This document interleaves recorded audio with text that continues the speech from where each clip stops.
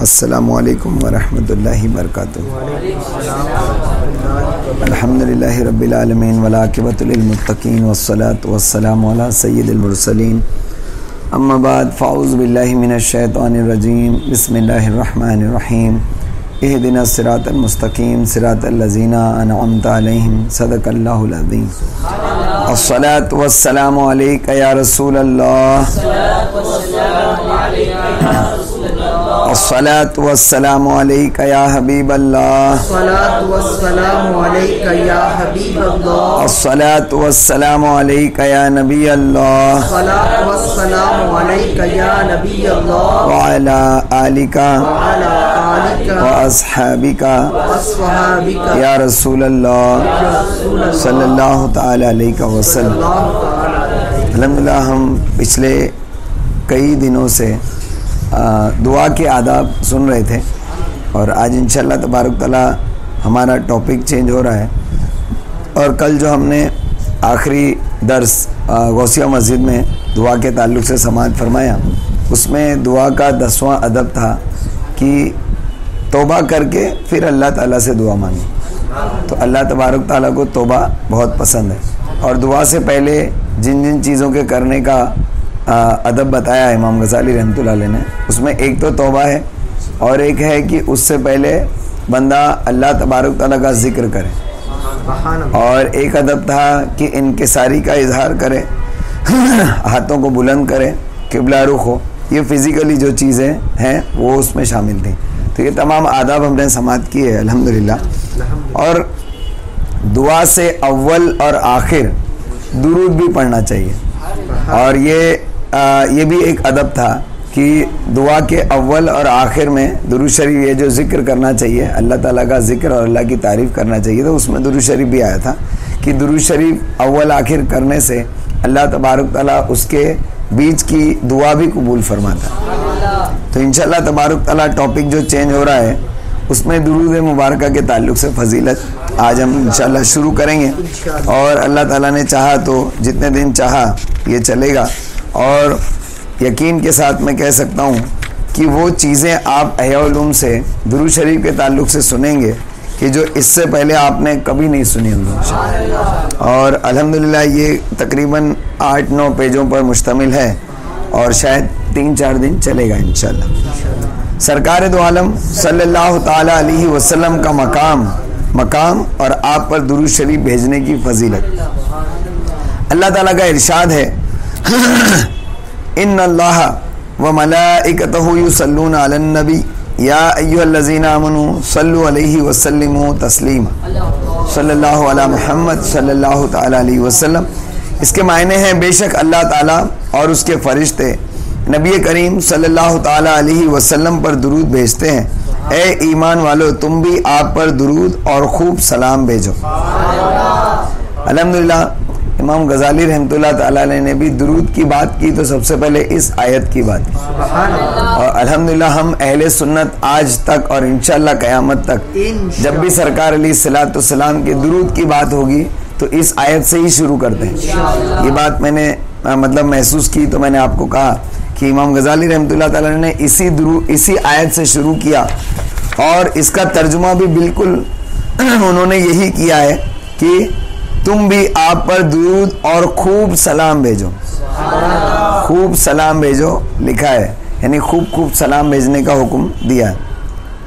ایک روایت میں ہے کہ ایک دن نبی کریم صلی اللہ تعالی علیہ وسلم تشریف لائے تو آپ کے چہرے انور پر خوشی کے آثار نظر آئے۔ سبحان اللہ۔ سرکار علیہ السلام کو خوشی کے سرکار علیہ السلام کے چہرے مبارک پر خوشی کے آثار کس دن اصل میں نظر آئیں گے پتہ ہے؟ جس دن ان کی امت جنت میں داخل ہو جائے گی، اس دن بھی ہم دیکھیں گے سرکار علیہ السلام کا چہرہ انشاءاللہ۔ آپ نے فرمایا کیوں خوش تھے سرکار علیہ السلام؟ فرماتے ہیں کہ میرے پاس جبریل علیہ السلام آئے اور انہوں نے کہا، یا رسول اللہ صلی اللہ تعالی علیہ وسلم، کیا آپ اس بات پر راضی نہیں کہ آپ کی امت میں سے جو شخص آپ پر ایک بار درود بھیجے میں اس پر 10 بار رحمتیں نازل کروں، اور آپ کا کوئی امتی آپ کی بارگاہ میں ایک بار سلام پیش کرے تو میں اس کو 10 بار سلامتی عطا کروں. نبی کریم صلی اللہ تعالیٰ علیہ وسلم نے فرمایا جو شخص مجھ پر درود شریف بھیجتا ہے تو جب تک وہ درود شریف بھیجتا رہتا ہے فرشتے اس کے لیے دعائے رحمت کرتے ہیں، اب اس کی مرضی کم کرے یا زیادہ کرے. سرکار فرماتے اب اس کی مرضی، یعنی اب اس کو کیا چاہیے، فرشتے اس پر رحمتیں نازل کرتے رہتے ہیں جب تک وہ درود پڑھتا رہتا ہے. تو جب تک تم اللہ کی رحمت چاہتے ہو تب تک مجھ پر درود پڑھو. سرکار دو عالم صلی اللہ تعالی علیہ وسلم نے فرمایا بے شک قیامت کے دن مجھ سے زیادہ قریب وہی شخص ہے جو مجھ پر درود شریف زیادہ بھیجتا ہے. یہ فضائل جو ہیں اس میں تقریباً ہم زیادہ چیزیں ہم نے سنی ہیں، لیکن ایک یہ جو روایت آپ نے سنی شاید یہ کم لوگوں نے سنی ہوگی کہ جبریل علیہ السلام نے اس طریقے سے کہا کہ جب آپ پر جو درود بھیجے اس پر میں 10 رحمتیں نازل کروں، کیا آپ اس سے خوش نہیں، اور اس پر سلامتی بھیجوں جب آپ پر جو سلام بھیجے.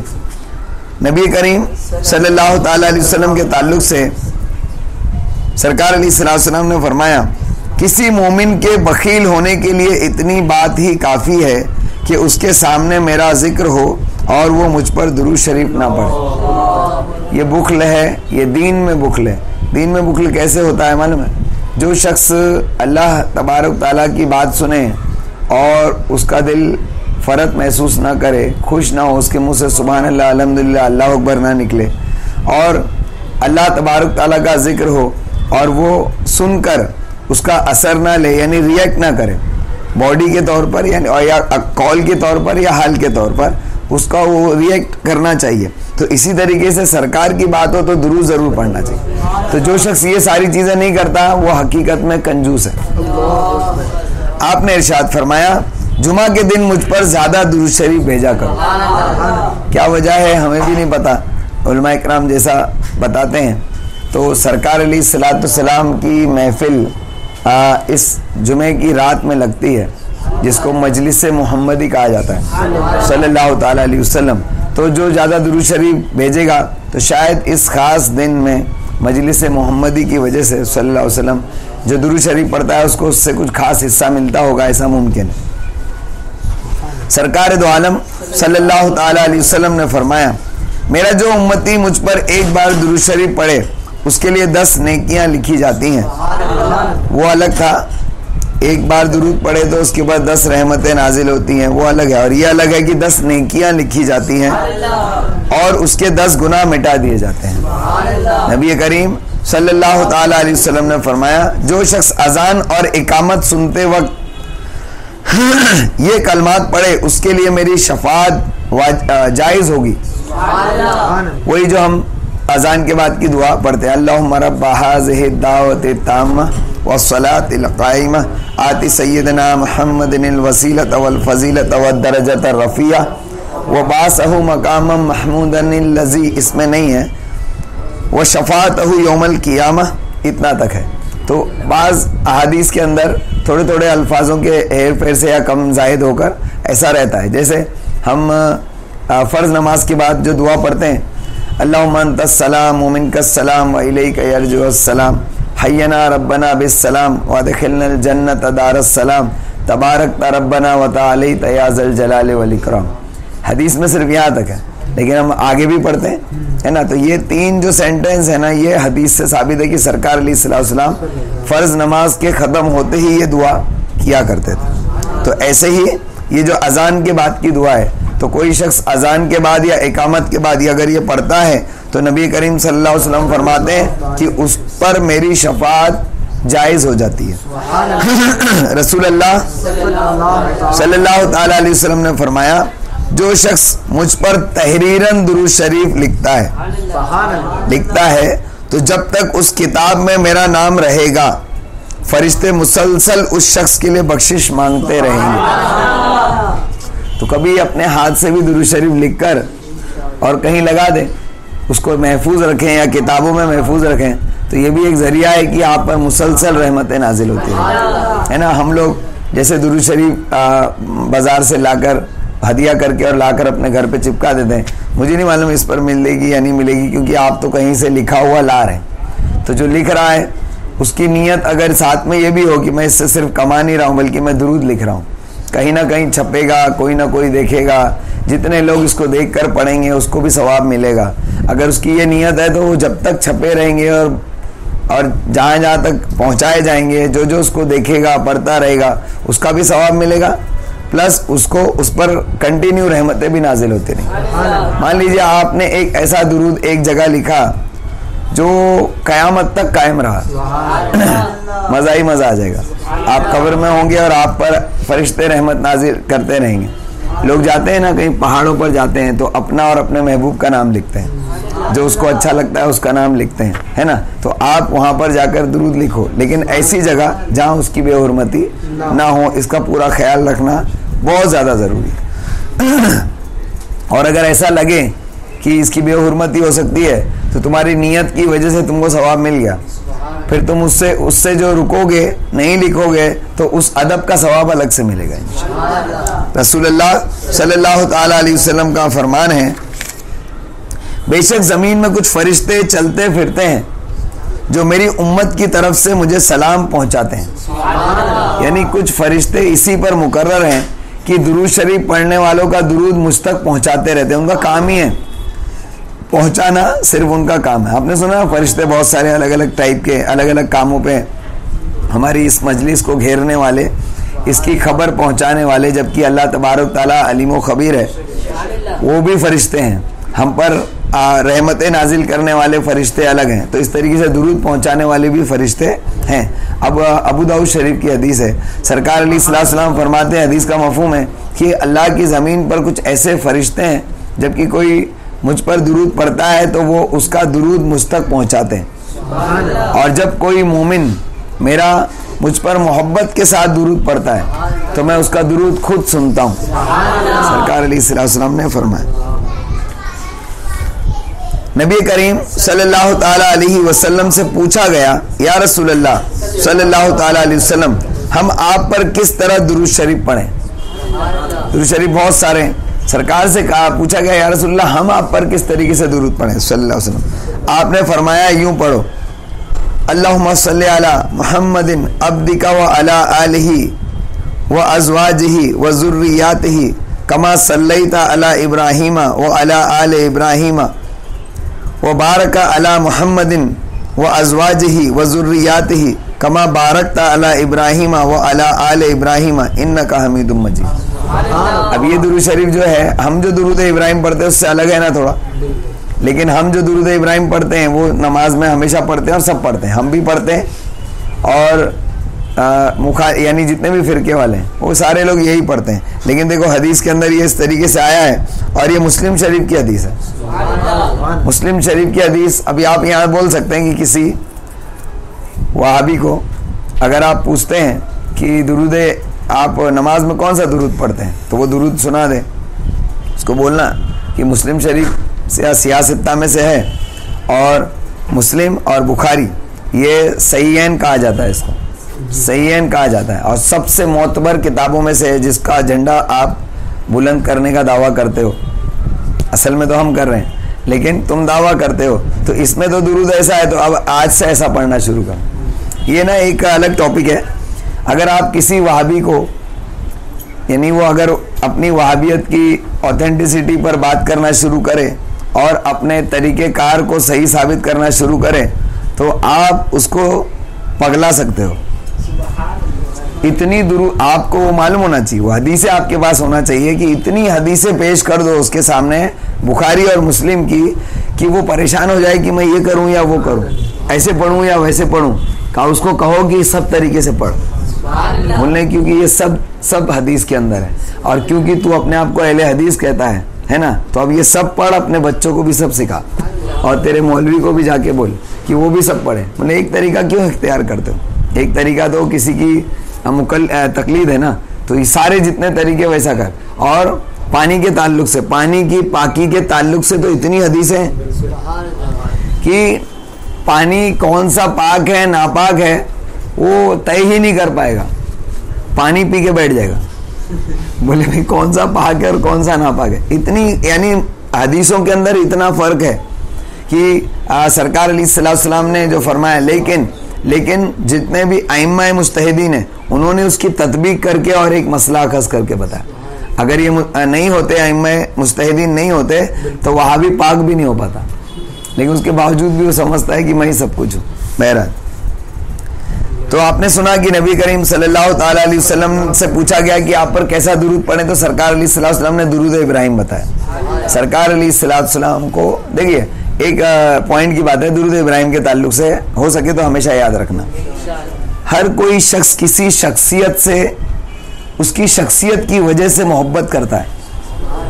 اگر ہم سے کوئی کہے کہ آپ سب سے زیادہ پیار کس اللہ کے ولی سے کرتے ہیں, ہے نا, تو ہم میں سے ہر کسی کا الگ الگ جواب ہو سکتا ہے, لیکن کوئی نہ کوئی وجہ اس کی ضرور ہوتی ہے نا.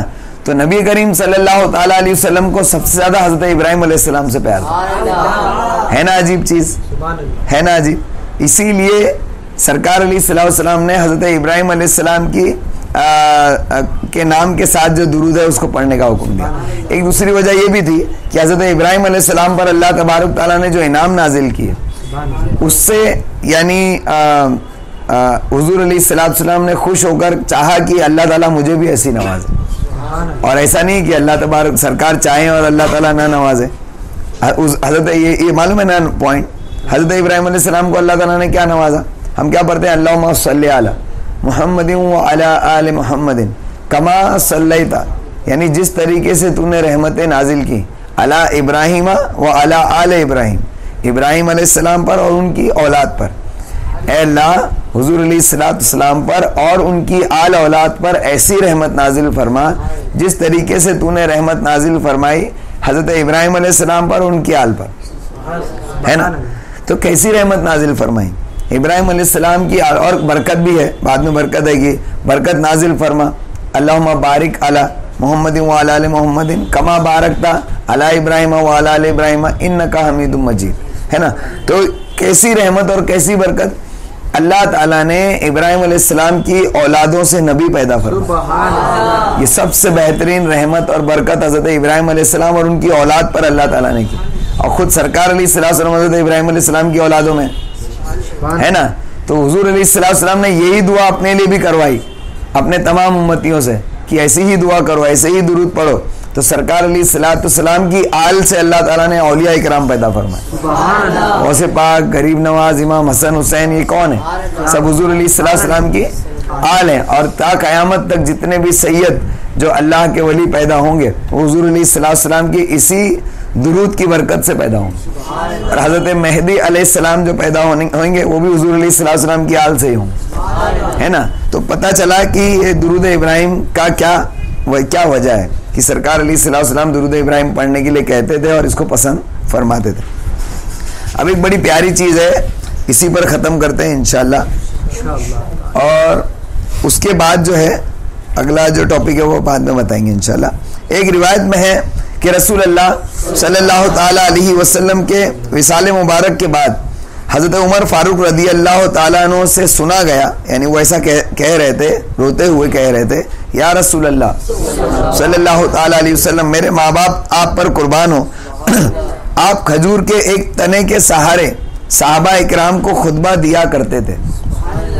دیکھو یہاں پر ایک چیز, یہ تو ابھی جو اس کے اندر جو بتایا جانے والا ہے وہ ایک الگ معاملہ ہے, لیکن حضرت عمر فاروق رضی اللہ تعالیٰ عنہ سرکار کے وصال کے بعد رو رو کر کیسا بیان کر رہے ہیں وہ سنو. سرکار سے حضرت عمر فاروق کی محبت سنو اس میں, اور پھر اس کے اندر اور کیا کیا چیز نمایاں ہے وہ بھی انشاءاللہ پوائنٹس ہم لیں گے. کہتے ہیں کہ یا رسول اللہ صلی اللہ تعالیٰ علیہ وسلم میرے ماں باپ آپ پر قربان ہو, آپ کھجور کے ایک تنے کے سہارے صحابہ اکرام کو خطبہ دیا کرتے تھے. مسجد نبوی میں پتہ ہے نا, پرانی جو سرکار علیہ الصلوۃ والسلام کی دست مبارک سے بنائی ہوئی جو مسجد نبوی تھی وہ کھجور کے پتوں اور لکڑیوں کی تھی, ہے نا. تو اس میں سرکار علیہ الصلوۃ والسلام پہلے خطبہ دیتے تھے نا, ممبر رکھا ہوا نہیں تھا, یہ تین پائے والا کیا 3 سیڑھیوں والا ممبر ہوتا ہے نا, وہ نہیں تھا. تو سرکار علیہ الصلوۃ والسلام جہاں کھڑے ہو کر خطبہ دیتے تھے وہاں ایک کھجور کا تنا کھڑا تھا جس کے سہارے سے سرکار علیہ الصلوۃ والسلام کھڑے ہو کر اور خطبہ دیا کرتے ہیں. یہ پہلے جب ممبر نہیں تھا تب کی بات ہے. تو جب ممبر بنا تو فرماتے حضرت عمر فاروق جب لوگ زیادہ ہو گئے تو آپ نے ممبر بنوایا, زیادہ ہوئے تو زیادہ دور تک ہوتے تھے، تھوڑا اونچا کھڑا ہونا ضروری تھا، تو سرکار نے ممبر بنوایا اور اس کے اوپر کھڑے ہو کر سرکار نے بیان کرنا شروع کیا کہ وہ آپ کا خطبہ لوگ سن سکیں، اس لیے سرکار نے ممبر بنوایا۔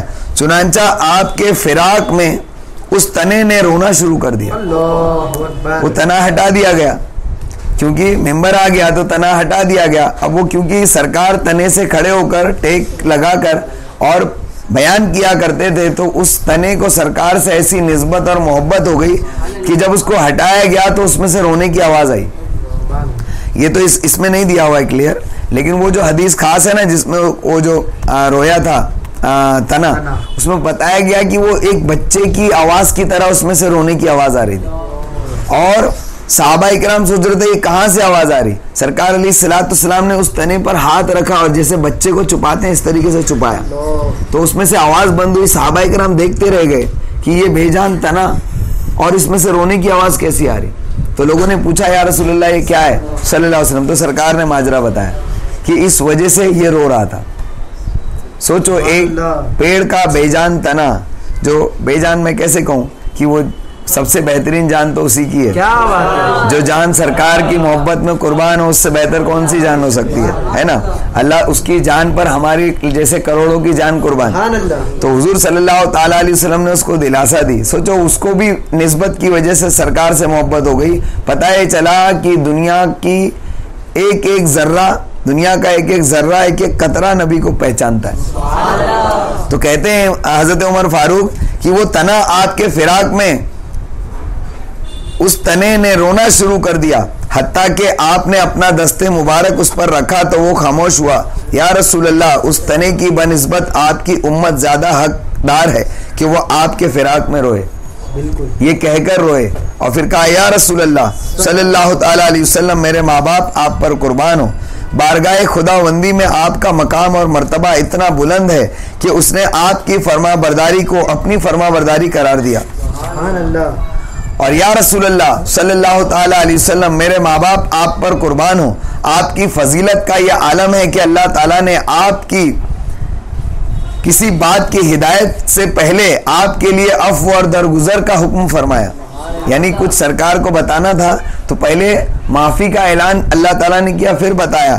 اور یا رسول اللہ صلی اللہ تعالیٰ علیہ وسلم، میرے ماں باپ آپ پر قربان ہو، اللہ تعالیٰ کے یہاں آپ کی فضیلت کا مرتبہ یہ ہے کہ اس نے آپ کو سب سے آخر میں بھیجا، لیکن ان سب سے آپ کا ذکر کروایا۔ سبحان اللہ۔ یا رسول اللہ صلی اللہ تعالیٰ علیہ وسلم، میرے ماں باپ آپ پر فدا ہوں، اللہ تعالیٰ کے یہاں آپ کی فضیلت کا مقام یہ ہے کہ اہل جہنم مختلف طبقات جہنم میں عذاب میں مبتلا ہوں گے، اور وہ اس بات پر افسوس کا اظہار کریں گے کہ انہوں نے آپ کی اطاعت کیوں نہیں کی۔ ان کو اس کا افسوس نہیں ہوگا کہ ہم نے اللہ کی بات کیوں نہیں مانی، وہ یہ افسوس کریں گے کہ ہم نے نبی کریم صلی اللہ علیہ وسلم کی بات کیوں نہیں مانی۔ یا رسول اللہ صلی اللہ تعالیٰ علیہ وسلم، آپ پر میرے ماں باپ قربان ہو، حضرت موسیٰ بن مریم، حضرت موسیٰ بن عمران علیہ السلام کو اللہ تعالیٰ نے ایک پتھر دیا جس کی نہر پھوٹی، ایک پتھر تھا، یہ معلوم ہے نا، موسیٰ علیہ السلام کو اللہ تبارک تعالیٰ نے ایک ایسا پتھر عطا فرمایا کہ ان کے جو امت تھی اس میں سے 12 قبیلے ہو گئے تھے، اور وہ ان میں کچھ اختلاف تھا پانی کے لیے، پانی کی ہم کو اتنا پانی کم پڑتا ہے، ہم کو پانی چاہیے، ہم کو پانی چاہیے، تو اللہ تعالیٰ نے ایک پتھر عطا فرمایا اور موسیٰ علیہ السلام سے کہا اس پر اپنا عصا مارو، تو جو انہوں نے اس پر عصا مارا، ایک قرآن میں ذکر ہے اس کا، عصا مارا تو اس میں سے 12 چشمے پھوٹے، اور 12 قبیلوں نے اپنا اپنا چشمہ سلیکٹ کر لیا اور سب کو پھر اس سے یعنی فرت ملی۔ تو اللہ تبارک تعالیٰ نے اس طریقے سے حضرت موسیٰ علیہ السلام کے کو پتھر عطا فرمایا جس میں سے چشمے نکلے۔ حضرت عمر فاروق فرماتے ہیں کہ ان کو اللہ تعالیٰ نے وہ پتھر دیا جس میں سے نہریں پھوٹی، لیکن اس سے زیادہ تعجب کی بات ہے کہ اللہ تعالیٰ نے آپ کی مبارک انگلیوں سے پانی کے چشمے جاری کیے۔ ندیاں پنجاب رحمت کی ہے جاری، واہ واہ۔ علادت کہتے ہیں نا ندیاں پنجاب، یعنی 5 آب اس میں سے نکلے، 5 قسم کے پانی اس میں نکلے، پنجاب رحمت کی ہے جاری، واہ واہ۔ یا رسول اللہ صلی اللہ تعالی علیہ وسلم، میرے ماں باپ آپ پر قربان ہو، اگر حضرت سلیمان بن داؤد علیہ السلام کو اللہ تعالیٰ نے یہ قوت عطا کی کہ ہوا جو آپ کو لے کر 1 مہینے کی مسافت صبح اور 1 مہینے کی مسافت شام کو چلتی تو براق کا معاملہ اس سے بھی تعجب خیز ہے کہ اللہ تعالیٰ نے آپ کو براق عطا فرمایا.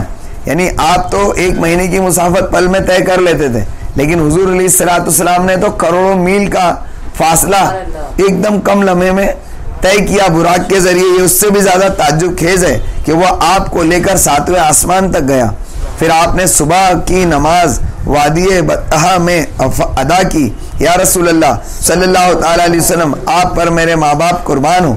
اگر حضرت عیسیٰ علیہ السلام کو اللہ تعالیٰ نے مردہ زندہ کرنے کا معجزہ عطا فرمایا تو اس سے تعجب خیز بات یہ ہے کہ بکری کے بھنے ہوئے گوشت میں سے جو زہر ملا گیا تھا اس نے آپ سے کلام کیا, اور بکری کی شانے نے کہا مجھے نہ کھائیں, مجھ پر زہر ملایا گیا ہے. یا رسول اللہ صلی اللہ تعالیٰ علیہ وسلم, میرے ماں باپ آپ پر قربان ہو. حضرت نوح علیہ السلام نے اپنی قوم کے خلاف بد دعا کی, لیکن آپ نے ہمارے بارے میں اگر ایسی دعا کرتے تو ہم سب ہلاک ہو جاتے. آپ کی پیٹھ مبارک کو روندا گیا, چہرہ مقدسے کو خون آلود کیا گیا, دانت مبارک کو شہید کیا گیا, تو آپ نے پھر بھی بھلائی کے کلمے ادا کیے.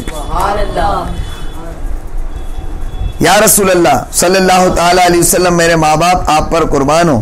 آپ کی عمر مبارک اتنی زیادہ نہ تھی, لیکن بے شمار لوگ آپ پر ایمان لائے, جبکہ حضرت نوح علیہ السلام کی بہت زیادہ عمر تھی, لیکن ان پر اتنے لوگ ایمان نہیں لائے. آپ پر ایمان لانے والوں کی تعداد بہت زیادہ ہے, جبکہ ان پر صرف چند افراد ہی ایمان لائے تھے. یا رسول اللہ صلی اللہ تعالیٰ علیہ وسلم, میرے ماں باپ آپ پر قربان ہوں. اگر آپ اپنے برابر کے لوگوں ہی میں بیٹھتے تو آپ ہمارے ساتھ نہ بیٹھتے. بالکل, اگر آپ اپنے برابر کے لوگوں میں بیٹھتے تو ہم لوگوں کے ساتھ نہ بیٹھتے, اور اگر آپ اپنے برابری کے لوگوں میں ہی نکاح کرتے تو ہمارے خاندانوں میں نکاح نہ فرماتے. اگر آپ اپنے برابر کے لوگوں کے ساتھ کھاتے تو ہمارے ساتھ نہ کھاتے, لیکن اللہ کی قسم آپ نے ہمارے ساتھ مجلس اختیار فرمائی, ہمارے یہاں نکاح بھی کیا, ہمارے ساتھ مل کر کھایا بھی, اونی کپڑا ہمارے ساتھ پہنا, دراز گوشت پر سوار ہوئے. اونی کپڑا پہننے کا مطلب, اونی کپڑا جو ہے نا وہ سب سے غربت کی نشانی, جو سب سے غریب ہوتا ہے وہ اونی کپڑا. ہم لوگ اونی کپڑا کب پہنتے ہیں؟ صرف گرمی میں یا صرف ٹھنڈی میں, تاکہ اس سے گرمی رہے. اونی کپڑا جو ہے نا انسان کے جسم کو آرام نہیں بلکہ گرمی پہنچاتا ہے, اور عرب میں آلریڈی گرمی ہے. اور اون کیونکہ عرب کے اندر ایزیلی اویلیبل تھا تو ہر غریب کے پاس اون کا کپڑا ہوتا تھا. سرکار علیہ السلام نے, حضرت عمر فاروق فرماتے ہیں کہ یا رسول اللہ آپ نے ہمارے ساتھ اونی کپڑا پہنا, یعنی ہمارے ساتھ آپ اتنے ہمارے لیول پر آنے, ہمارے ساتھ میں رہے. اپنے پیچھے دوسروں کو بھی آپ نے دراز گوشت پر بٹھایا, یعنی جب آپ سواری پر بیٹھے تو ہم جیسے لوگوں کو آپ نے اپنے ساتھ میں بٹھایا, دسترخوان پر رکھ کر کھانا کھلایا, اور تواضع کے طور پر اپنی مبارک انگلیوں کو چاٹتے بھی تھے. یعنی یہ تواضع کے طور پر سرکار علیہ السلام اپنی انگلیاں چاٹ کر کھایا کرتے تھے, جبکہ آپ کا مرتبہ اور مقام اتنا زیادہ ہے. یہ حضرت عمر فاروق رضی اللہ تعالیٰ عنہ نے رو رو کر اتنی فضیلتیں سرکار کی بیان فرمائی. آپ سنتے ہیں نا, جب سرکار علیہ السلام کا وصال ہوا تو حضرت عمر فاروق رضی اللہ تعالیٰ عنہ جو ہے وہ دماغی طور پر بڑے یعنی تیش میں آ گئے تھے, اور ان کو کچھ سمجھ میں نہیں آ رہا تھا کیا. تلوار نکال لی تھی انہوں نے, اور مدینے کی گلیوں میں روتے روتے گھوم رہے تھے. کہہ رہے تھے کہ کسی نے کہہ دیا کہ میرے نبی انتقال کر گئے تو اس کی گردن اڑا دوں گا, اور یہ سب کہتے پھر رہے تھے. اور یعنی اس سے پتہ چلتا ہے ان کا, اس درد بھری بات سے پتہ چلتا ہے کہ ان کو سرکار علیہ السلام سے کتنی محبت تھی. اور بالکل اس کے برعکس ان کے ایمان لانے کے پہلے ان کی حالت کیا تھی؟ سرکار پر تلوار لائے تھے. سرکار علیہ السلام کو قتل کرنے کے لیے تلوار انہوں نے اٹھائی تھی کہ سرکار علیہ السلام کو قتل کروں گا. سوچو اتنی محبت میں. ہم یہی ختم کرتے آج کہ سرکار علیہ السلام سے محبت کرنے والوں میں کتنی تبدیلیاں آئیں. حضرت سفیان رضی اللہ عنہ جو تھے, ان کا کیا تھا معاملہ؟ وہ بھی جو ہے وہ حضور علیہ السلام کی دشمنی میں انہوں نے کتنی جنگیں لڑی سرکار علیہ السلام سے, لیکن پھر بعد میں حضرت ابو سفیان آخر میں ایمان لائے. آخر میں وہ ایمان لائے نا, تو پتہ چلا کہ حضور علیہ السلام سے محبت کرنے والے کیسے تھے اور کتنی دیوانگی ان کے اندر آئی. ایسا نہیں کہ چلو ٹھیک ہے مان لیتے ہیں آپ صحیح ہے, ایسا نہیں, بلکہ ان کے اندر دیوانگی آئی اور اپنا سب کچھ لٹانے کے لیے سرکار کے لیے تیار ہو. آپ نے وہ بھی سنا, ایک مرتبہ جنگ کے دوران میں ایک کافروں میں سے ایک شخص آیا اور کہا کہ میں آپ پر ایمان لاتا ہوں. لڑنے آیا تھا مسلمانوں سے, لڑ رہا تھا, پتہ نہیں کیا ذہن میں آیا کہ سرکار علیہ الصلوۃ والسلام کے کچھ دیکھا ہی ہوگا, اس کا ذکر ہم نے سنا نہیں, حدیث میں کہیں نہ کہیں ضرور ہوگا. سرکار علیہ الصلوۃ والسلام کے پاس آئے اور کہا کہ اگر میں ابھی آپ پر ایمان لاؤں تو کیا اللہ تبارک تعالیٰ مجھے جنت عطا فرمائے گا؟ بے شک اللہ تعالیٰ سارے اگلے پچھلے گناہ معاف فرما دیتا ہے اگر کوئی ایمان لاتا ہے. تو بولے میں آپ پر ایمان لایا. بولے پھر کہا کہ اگر میں اس جنگ میں اب مسلمانوں کی طرف سے لڑوں اور شہید ہو جاؤں تو کیا اللہ تبارک تعالیٰ مجھے جنت عطا فرمائے گا؟ تو سرکار نے تصدیق فرمائی, کہا یا رسول اللہ میں جا رہا ہوں. گئے اور لڑے, ان کے ہاتھ میں لکڑی تھی, یعنی وہ لڑنے کے لیے ان کے پاس لکڑی تھی, وہ گئے لڑے اور شہید ہو گئے. ایمان لائے, ایک بھی نماز نہیں پڑھی, ایک بھی نماز نہیں پڑھی اور جا کر شہادت دے دی. سوچو یہ صحابہ کرام کا جذبہ تھا. اتنا کنورشن کسی کے اندر آ سکتا ہے, چینج ایٹ اے ٹائم. ایمان لائے اور اس کے بعد چلو ٹھیک ہے تھوڑے دن اسلام کو سمجھ تو لیتے ہیں, ہے نا, تھوڑا نبی کے ساتھ میں رہ تو لیتے ہیں, لیکن دیکھو سرکار علیہ الصلوۃ والسلام کی محبت. اس لیے اعلیٰ حضرت فرماتے ہیں کہ مصر میں کیا حسن یوسف پہ کٹی, مصر میں انگشت زنا یعنی زنانہ یعنی عورتوں کی انگلیاں حضرت یوسف علیہ السلام کے حسن پہ کٹی, اور یہاں سر کٹاتے ہیں تیرے نام پر مردان عرب. یعنی وہاں دیکھو ڈفرینس بتا رہے ہیں, حضرت یوسف علیہ السلام کی خوبصورتی پر انگلیاں کٹی, کیا بات ہے, گردنیں نہیں کٹی, انگلیاں کٹی, وہ بھی کس کی؟ عورتوں کی. لیکن یہاں سر کٹا رہے ہیں, وہ بھی مرد کٹا رہے ہیں. یہ سرکار علیہ الصلوۃ والسلام کی محبت ہے. تو ہم کو چاہیے کہ ہم سرکار علیہ الصلوۃ والسلام سے ایسی محبت کرنے کی کوشش کریں. یہ محبت جب تک ہم صحابہ کرام میں دیکھیں گے نہیں نا تب تک ہمارے اندر آئے گی نہیں. اور اسی لیے اعلیٰ حضرت نے آپ کو صحابہ کرام کی محبت دکھائی کہ دیکھو صحابہ کرام سرکار سے کیسی محبت کرتے تھے, اور میں بھی کر کے دکھاتا ہوں. اعلیٰ حضرت نے خود سرکار علیہ الصلوۃ والسلام سے ایسا عشق کر کے دکھایا کہ دیکھو اس کو کہتے ہیں عشق کرنا, ہے نا. اور پھر دعا بھی کی, ہے نا, کہ حضرت حسان رضی اللہ تعالیٰ عنہ, حضرت بلال رضی اللہ تعالیٰ عنہ جیسا عشق ہم کو عطا فرما, ہے نا. تو اللہ تعالیٰ نے عطا بھی فرمایا. تو ہم کو یہ مثال اللہ تبارک تعالیٰ نے, یہ اس دور کے جو مجدد گزرے آخری وہ اعلیٰ حضرت ہیں, تو انہوں نے اسی چیز کو ریوائیو کیا. پتہ چلا کہ اس چیز کی کمی آئی تھی. جو مجدد آتا ہے وہ ریوائیو کرنے آتا ہے دین کو, تو پتہ چلا کہ یہ خامی پیدا ہوئی تھی تبھی تو اس کو دور کرنے کی ضرورت تھی. یہ خامی ابھی بھی موجود ہے. تو اس لیے آج بھی مسلک کے اعلیٰ حضرت کی ضرورت ہے کہ لوگ اعلیٰ حضرت سے سیکھیں کہ عشق رسول کس کو کہتے ہیں, اور پھر جس طریقے سے اعلیٰ حضرت نے عشق رسول ہمارے سامنے پیش کیا اس طریقے کا عشق رسول اپنے اندر پیدا کرنے کی کوشش کریں گے نا انشاءاللہ. جب عشق پیدا ہوئے گا نا تب درود پڑھنے میں مزہ آئے گا انشاءاللہ. اللہ تبارک تعالیٰ سے دعا ہے, اللہ تبارک تعالیٰ کہنے سننے سے زیادہ ہم سب کو عمل کرنے کی توفیق عطا فرمائے. میرے مولا نبی کریم صلی اللہ تعالیٰ علیہ وسلم کی محبت میں زندہ رکھ, انہی کی محبت میں موت عطا فرما. میرے مولا نبی کریم صلی اللہ تعالیٰ علیہ وسلم کا سچا عشق عطا فرما. میرے مولا ان کے مشن کو عام کرنے والا بنا, ان کے مشن کو زندہ رکھنے میں کام آنے والا بنا.